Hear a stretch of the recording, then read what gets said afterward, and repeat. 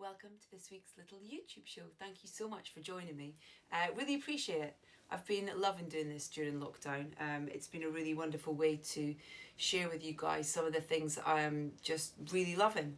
And we've got a really nice mix for you today. My very dear friend Reggie Yates coming up, who I have had the joy of knowing for a number of years, but also just watching flourish and find his journey through documentary filmmaking to writing and now directing his first feature. But most recently, he has a fantastic drama that he's created and written called Make Me Famous, that is on the BBC, which is a pretty honest look at the world of reality TV and the effects it can have on individuals. So that's coming up in just a second. But first up, we're going to head to the world of Pixar. I'm hoping that some of you have watched the latest release from them called Onwards, which is a beautiful story about brothers and family. And I've got two boys, and it kind of circles around these brothers that are voiced by Tom Holland and Chris Pratt. And it's a really personal story to Dan, which you will hear him talk about in just a second. But knowing how personal it is makes it even more poignant when you watch the film. But this fantastic world that he's created and a beautiful story as well. So I'm hoping you've seen the film. And if you haven't and you're about to listen to Dan, hopefully hearing him talk about it will encourage you to go and check it out. So, ladies and gentlemen, I give you the director and the creator of Onwards for Disney's Pixar. This is Mr. Dan Scanlon. Dan, thank you for doing this for a second time because well, I screwed up with the video. It didn't happen the last time, and I'm very grateful that you've given me another chunk of your time to talk about your wonderful work. So thank you, sir. Thank you very much. I had so much fun talking to you last time. This is a joy to get to talk again. And I agree with you. Let's do it monthly. Monthly. Yeah, love it. It's also given me do you know how many times we've watched your film since we last chatted? No. 3 more times. Goodness. It wasn't that long ago. So great. Oh, thank you. It's so good. And I mean, Onwards tells this brilliant story, and I think as well, I think it's a thing with all, we've grown up watching these amazing films that Pixar unveiled to us in the world, and we connect with them in such a personal way. And that's because there is so much dedication that goes into the research. Like I remember chatting to the team behind Moana, and the research and the work that went into that film was incredible, and I couldn't believe how much goes into it even before a sketch is drawn. It's just phenomenal. And with this particular story in Onward, it was very personal to you, and I guess I wanted to start by asking if there was any apprehension for you in terms of being so involved personally in the story, really, and not wanting that to really be out there. Yeah, I mean, it is based on my own personal story of losing my father when I was young, and my brother and I's experience, and being raised by our mom. I didn't have a lot of hesitation at first because Pixar is a place that really encourages directors to pull from their lives. They really inspire you and encourage you to be vulnerable. So I felt very comfortable. It really wasn't until the movie was about to come out that I realized, oh, this is hard. The rest of the world is not always as kind. Yeah. And realizing that if my family saw this and didn't like it or felt that they'd been misrepresented, I mean, it's not my autobiography, but it is loosely inspired. And luckily that wasn't the case. My family was really moved by the film, and it's really changed our relationship even for the better. Wow. As if it wasn't already really good, it's really opened up a dialogue. And then the greatest thing was seeing messages from people on social media who said, wow, that was my story up there, or that reminded me of my brother or my sister, or a teacher or a loved one. That's awesome. I mean, that's why we put 6 years into these films, is so that they can hopefully connect to people. I remember having the privilege of spending a morning with Corey, your producer, in London when she came across to kind of tease the film to us, and she played this bit of audio that that was so emotional to hear in the room. We kind of we're all there's normally a tear shed when you watch a Pixar film, but even before we'd seen a frame of this film, we were all in bits in this room because of how personal this story was, and how this tape of your dad's voice, which Do you mind telling me the story about this tape? Because this was extraordinary. My dad, passed away when I was a year old, so I don't remember him at all. And we didn't have any audio of his voice because back when I was a kid, home movies didn't have audio. So we'd seen his face and we'd seen images of him moving, but we never heard him speak and figured we never would. And then when we were teenagers, we got a audio tape from a relative, and they said they thought our dad's voice was on the tape, but they hadn't listened to it. So my mom and brother and I huddled around in our room, just like in the movie when they get the staff, and we listened to the tape. And as the tape got closer to the end, we still hadn't heard our father speak. He was always out of the room. And then finally he spoke, and he said, hello. And then they asked him to say one other thing. And he said, goodbye. And that was it, just hello and goodbye. But it was better than nothing. And to my brother and I, it was very magical. Your dad said to give you this when you were both over 16. It's a wizard staff. Dad was a wizard. Your dad was an accountant. This spell brings him back. What? Back to life? That's not possible. It is with this. I'm gonna meet Dad. Whoa, feet! I can help! Molly, no! Dad? When it came to the casting of it is brilliant. It's so spot on. And I imagine that, well, tell me how much kind of you encouraged Chris and Tom to kind of, bring an energy and a chemistry almost, I guess, to these characters that they played, because that's incredibly important in terms of the relationship that these brothers have, and then how that also kind of, goes on its own journey throughout the film as well. Tom was hired first because it was important to get an Ian who we enjoyed watching being awkward, who we enjoyed watching being sort of fumbly and shy. And Tom does that really, really well, even though he himself is a very confident young man. He plays that role well. And then he has great sincerity, which is important to the role too. He's a phenomenal actor, and you really commiserate with him. And then the other thing that Tom really added is in writing the character, I think that we made Ian a little more sardonic and sarcastic at times. And a lot of times we, the people at Pixar, will record the voices ourselves first. Like I played Ian first, and I probably played it like a 44-year-old man, and who was a little, more of a wisecracking kind of whatever person. And then when Tom did the lines, he did them very sincerely and very vulnerable. And we rewrote a lot of it for that. And he was right to do that. It wasn't right for the character. And then Chris is so born to be that character. He's so boisterous and lovable, and he's so funny when he's being kind of a troublemaker or misunderstanding something. And Chris did a lot more improvising and even just putting things in his own words and goofing around in the stage. And I think the other thing that Chris added to the character was he made sure that he wasn't just a fool. Like I might write a line where Barley's pants fall off and he falls down the stairs and ends up with a bucket on his head. And Chris would say like, well, he's not a moron. Like he should always be doing something for reasons that make sense to him. Yeah. And he was a real guardian of him while still letting him be fun and goofy. So that's the kind of stuff that it's great to have actors like that to bring that. Before you cast that spell again, you're gonna have to practice. Elbows out, feet apart, back slightly arched. Elbows. Trying to focus here. Focus. Ah, forget it. Barley. Oh no. What we need is a spell that creates a magical bridge you can walk on. If you believe the bridge is there, then it's there.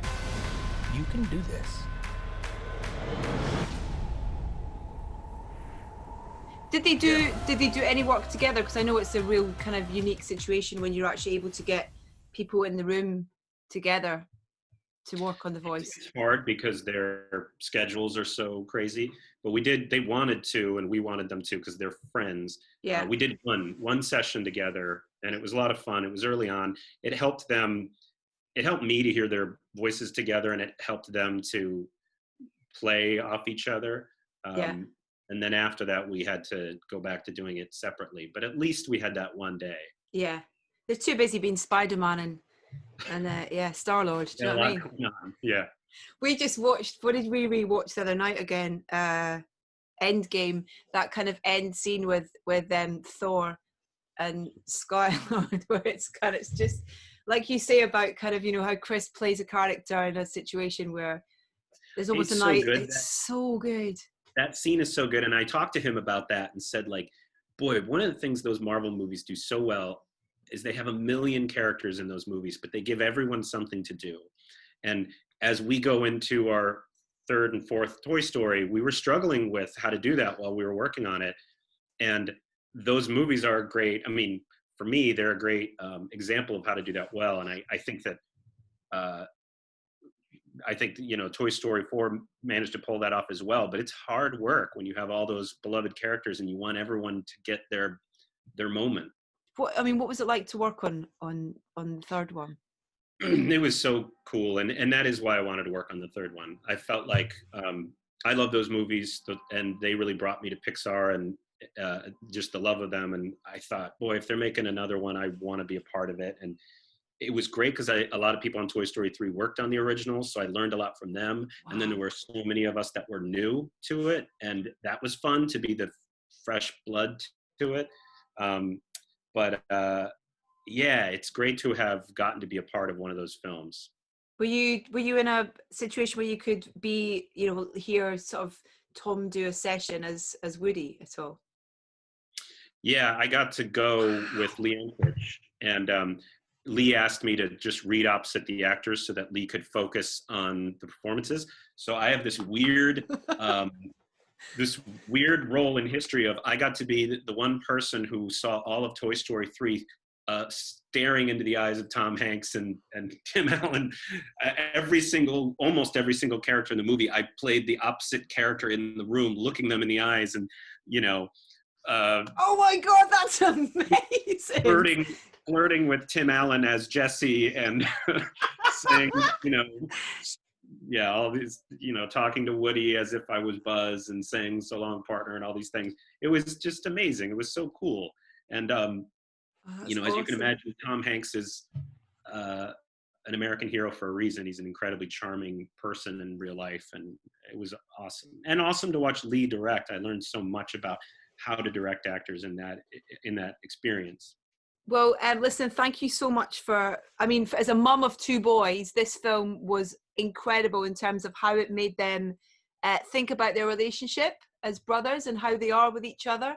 And the fact they want to go back and live it again and again, I think is a beautiful and wonderful thing. So thank you so much for the film. Thank you so much. And it's so great to chat to you again. Take care, be safe, and I'll see you soon. Thank you so much, Dan.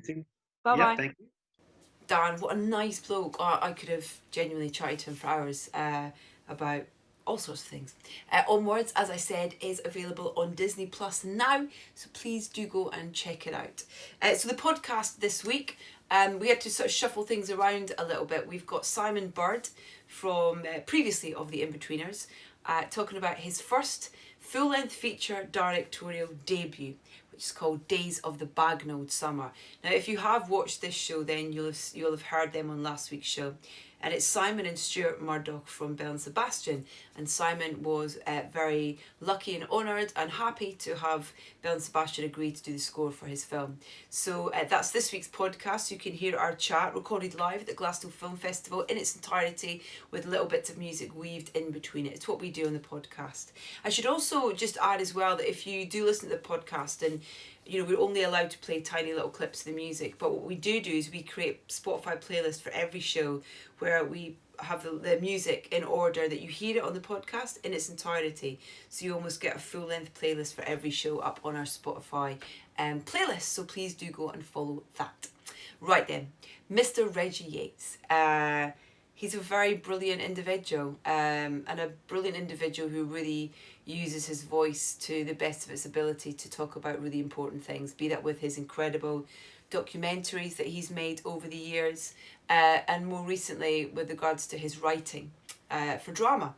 And that comes to fruition with this wonderful drama that's on the BBC called Make Me Famous, which is up on iPlayer now, but it's going to be on BBC One, 9 o'clock on the 25th of June. So if you want to watch it on the old traditional, telly box at a certain time, then make sure you do that and watch it.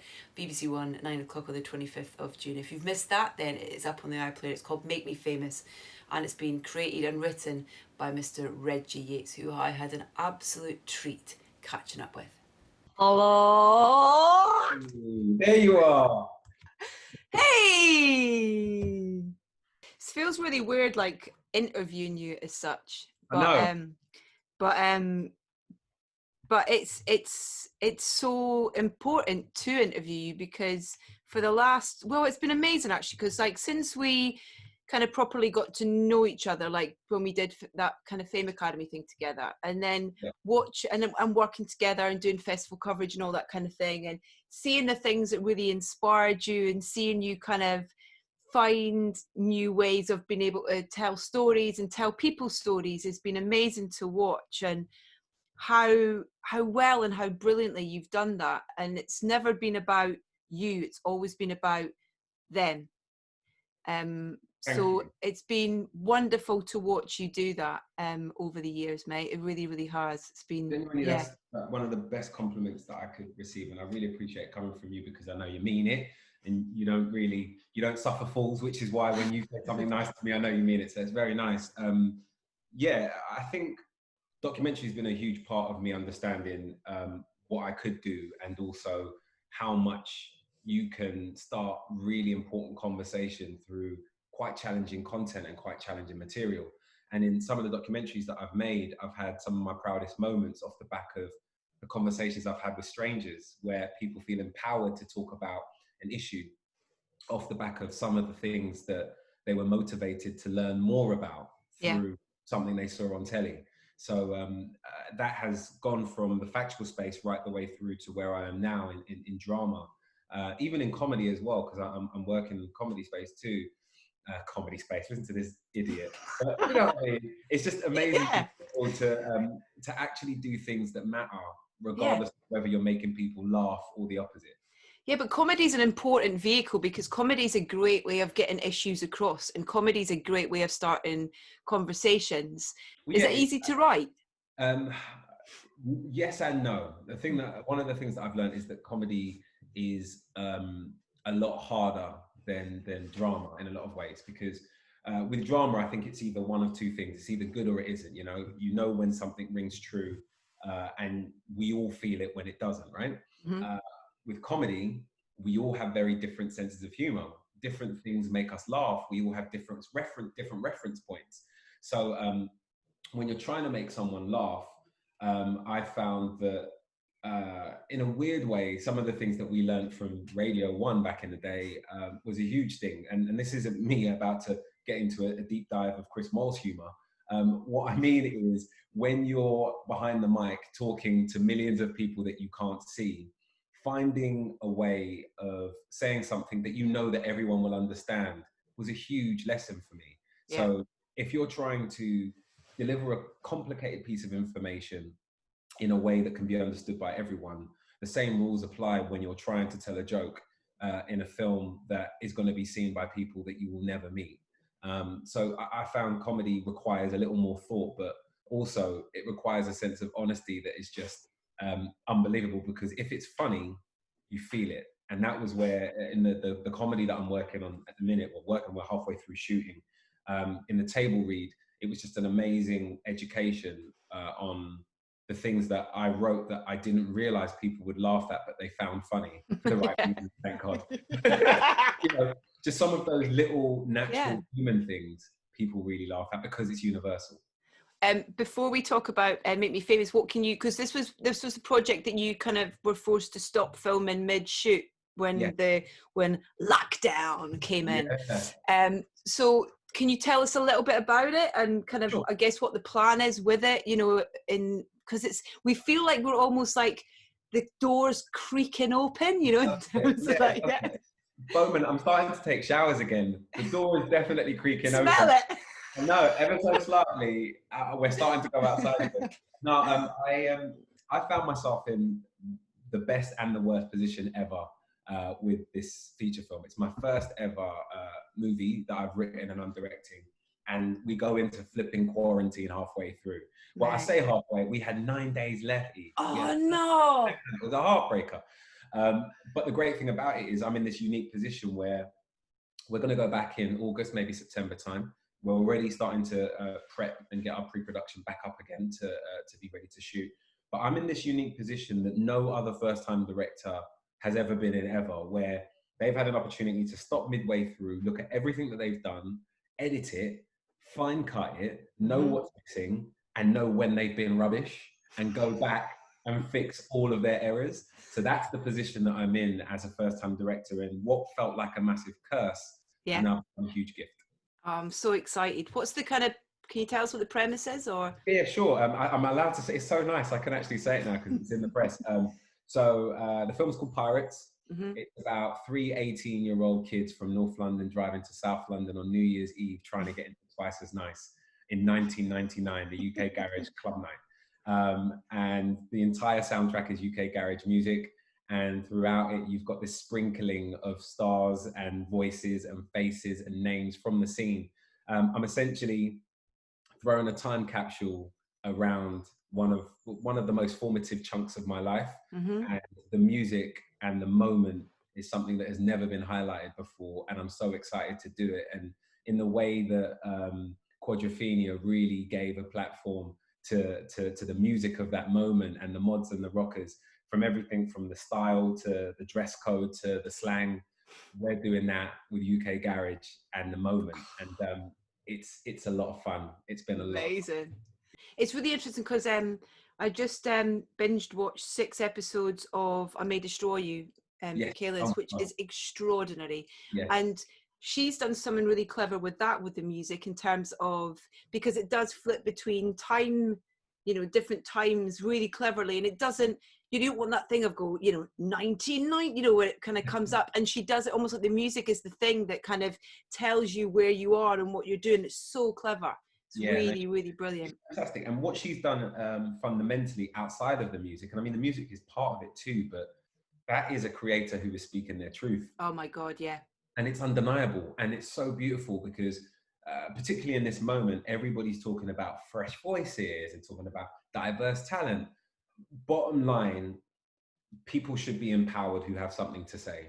And original voices are so important, particularly in a time when we're all screaming that we're bored of hearing the same thing. And when you see someone like Michaela do what she's done, because she's been empowered to do it as a writer, actor, producer, and director, she's from another planet. Right, let's talk about Make Me Famous. Mate, this is brilliant. I think what you've done with this, I mean, I'll talk to you about what inspired you to write this and research and speak to all these people and stuff. But I think that it's really hard hitting as well, and it's really emotional but really important. Why did you want to tell the story? Well, I think it's important to note that, you know, I wrote this, I didn't direct it, and drama is a director's medium. You know, our director on this really took it to another place visually and did an incredible job with it. And as a writer, my job was the script and then to hand it off, which was one of the most painful things in the world to do. Yeah. To write something that you're really pleased with and hand it over is always tough. And I'm just really glad that Tom Brittney, as an actor, was able to do what he did with the part, because he gave Billy so much depth, which was necessary, you know. And I was in the room for some of the auditions, and just some of the people that came through the door were great, but they didn't have that depth and those layers that were necessary, because this is a complicated story. And, you know, to answer your question, I have a really unique relationship with reality TV. We met on a reality TV show, which is fundamentally, yes, it was for comic relief. Yes, we raised 100. We raised 8 million. Yes, we raised 8 million quid. Yeah, you won and I came fourth, whatever. But our Yeah, Henry, we got to sing with Gina and Aid and we were the Black Eyed Peas for the night. yeah, so yeah. Oh my God, I forgot about that. That was horrendous. But anyway, my relationship with reality TV is crazy. I've been on versions of reality for charity. I've hosted it. I've hosted The Voice. I've hosted reality singing competitions myself. And people that I know have gone on to be on those shows and will host those shows for years. My understanding of it is really personal in a lot of ways. And I'm part of that generation that remembers reality TV when it was a social experiment, And then to see it become what it is today and what it's gone on to become is quite scary, because I've got younger siblings. I don't have children, but I do have younger siblings who are part of the generation who consume this stuff. And it is really dangerous, I think, the way in which it's being presented as an opportunity to create heroes and villains, because these guys are, they're not generation one of Big Brother. They're not people in their 30s and 40s. These are usually people in their late teens and early 20s. And the danger of them being painted as a character on a TV show that extends into their real life is incredibly damaging. And to see how the story, for want of a better word, has played out has been quite difficult to watch. And I don't really engage with reality TV anymore. Yeah. And a lot of that has to do with some of my own personal experiences and my opinions as well. And I just feel that we have a responsibility to speak honestly about the things that make our world what it is today. And this is a huge thing if you are in your late teens or early 20s. It is a huge thing, and it is definitely steering a lot of young people to change the way in which they see relationships, love, fame, money, what success looks like. So I was motivated on so many levels to write this. Where did you start? With interviews. Research was really important because I know some stuff, I have my own opinions, but I wanted to be sure about the realities of it for the people who have been through it. To talk to people that have been on a number of shows, not just one, but different shows. It was shocking how similar their experiences were, both on the show and after it. And the world of an ex-reality star for me was fascinating because it almost always followed the same trajectory. You have this incredible peak and then it just incrementally gets worse and worse. And the pace of that is sort of dependent upon the way in which you position yourself, or in some cases, the way in which the show edits you. Yeah. So for our character, I think it was really important to show that he was liked. And even though he was liked, some of the things that he did that weren't great haunted him. And the person that he was after the show was still defined by the show. It's just about being true. I think the truth and the honesty of the character comes from those research conversations. It comes from talking to people that have experienced it and this need to be liked and in some cases loved. It can be quite a scary thing to see someone go in and be quite balanced, but come out being in real need of affirmation. Yeah. And so I think it'll be interesting to see how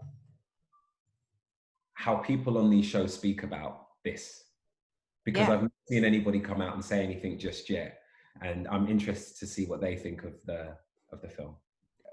I think technology and how it's represented on screen is really difficult, particularly when it's a key part of the story. And for Billy, what is happening on social media really affects how he feels in real life. So finding a way to illustrate that on screen was really key for the audience to understand that it's not just trolling that affects people. You know, it's not the big, horrible, horrendous statements that people can go to jail for. It is the continuous drip of insults that are little things that just keep going. And on a difficult day, say you've had an argument with your partner, you've got up, you think you look fat, you don't like your outfit, you've had a terrible day at work, and then someone just says something. It can be the thing that tips you over the edge. Yeah. And to illustrate that was really important. For someone like Billy and for someone like the people that are on these reality shows, they were working in Tesco's yesterday, and today 5 million people know their name. 10 million people are tweeting about them. That's too fast. That's not fair on your mind. So I think that this piece is incredibly timely because of that, because it is of the time that we're talking about. It's been weird being stuck at home. We're all dealing with it in our own way, but I've actually really come to enjoy it because I'm never home. And because, you know, like I said, my library's being done, I have a home that I'm making my own, and to be here has been beautiful. The thing that's really changed out of it is being able to actually dedicate time to being creative and to write more. And as a result, I've written more than I've ever written. And I'm so excited about what's happening as a result. So I love being home. This office has been my home. I don't really see the rest of the house. This is where I am all day pretty much now.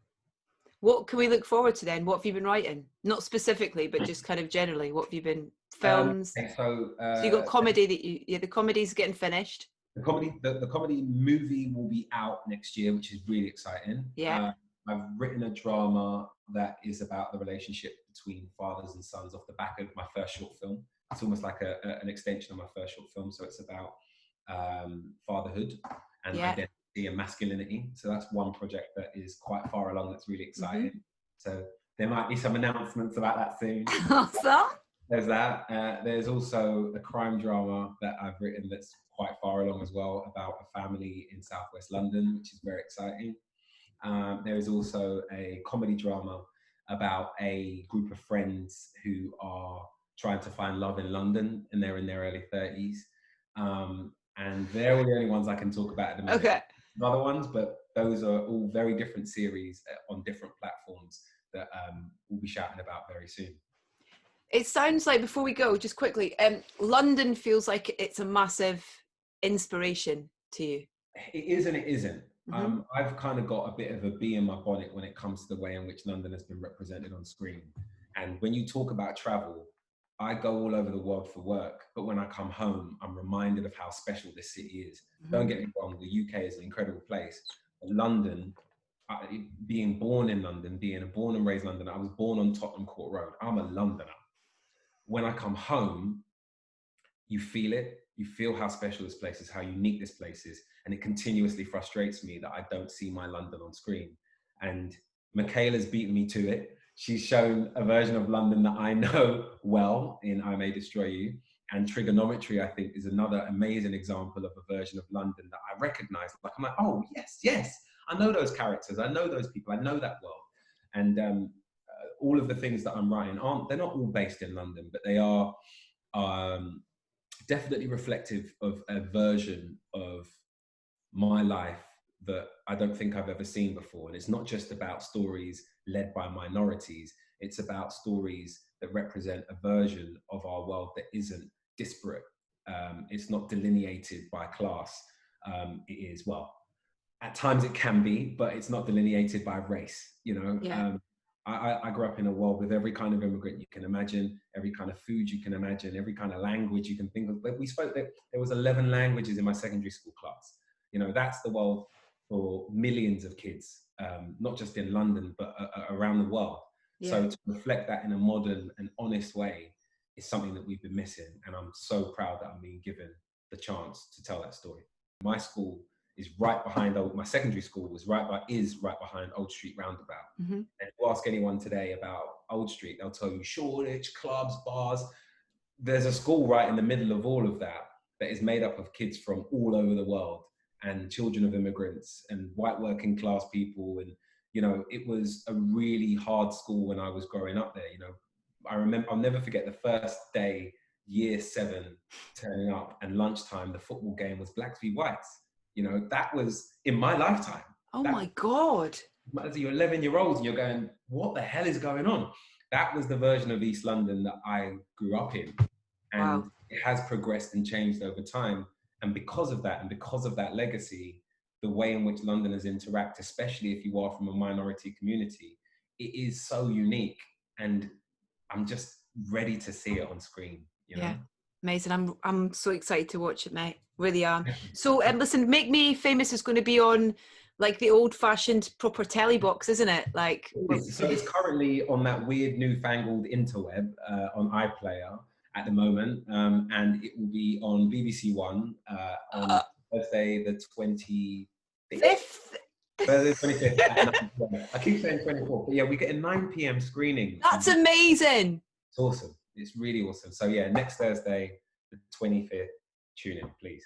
I like screamed when your name came up, like written and created by. So that, woo! Yeah, no, that's cool. Yeah. When I saw it, I did the same thing. Well, listen, please, can we have I hope to see you soon, just to have a chat. But let's catch up again. Hopefully, when the film's out, we can kind of get into proper like depth about the music side of things as well. Yeah, And come and check the parade. Come and hang out. We're going to be playing in Soho, so you should come in. Yeah, tell me. I'd love to. But thanks for your time, my love. It's so great to see you, looking so well and healthy, and well done. And it's just awesome. So brilliant. I can't wait to see what's next. Yeah. All right, love.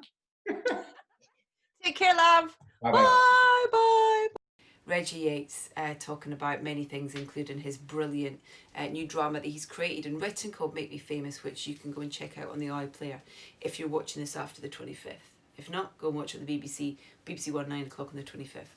I'm really excited about Pirates and about everything else that he's working on. Hopefully we can get him back on here, and also for a full-length version of the podcast around Pirates, so you can dive into the music that he's worked on for that film. Do listen to this week's podcast, as I said, with Simon Bird and Stuart Murdoch of Belle and Sebastian, talking about their working together on Days of the Bag and Old Summer, and do check out that film as well. It's really rather brilliant. I'm going to be back next week, hopefully with Orlando Weeks. We've been trying to sort this out for the last couple of weeks, so fingers crossed that we can get it, because I am loving his solo record. It's really, really great. In the meantime, stay safe, look after each other. Thank you so much for watching, and subscribe if you'd like to. I'd very much appreciate it. Tell your friends, leave a comment, spread the word, all that jazz. Take care. Thanks for watching.